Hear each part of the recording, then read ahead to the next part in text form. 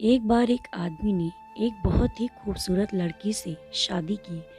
शादी के बाद दोनों की जिंदगी बहुत प्यार से गुजर रही थी।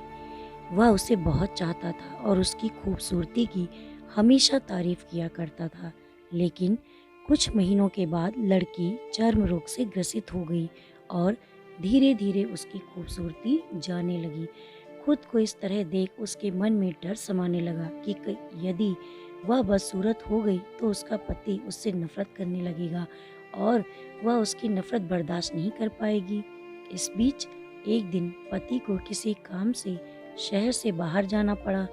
काम खत्म कर जब वह घर वापस लौट रहा था, तभी अचानक उसका एक्सीडेंट हो गया।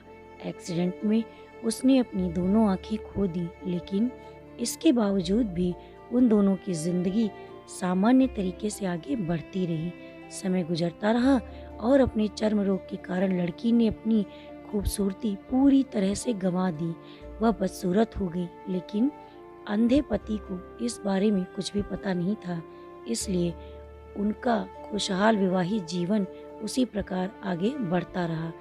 वह उसे उसी तरह प्यार करता रहा। एक दिन उस लड़की की मौत हो गई। पति जब अकेला हो गया था, वह बहुत दुखी था। वह उस शहर को छोड़कर जाना चाहता था। उसने अंतिम संस्कार की सारी क्रियाविधि पूर्ण की और शहर छोड़कर जाने लगा। तभी एक आदमी ने उसे पीछे से पुकारा और पास आकर कहा, अब तुम बिना सहारे के अकेले कैसे चल पाओगे?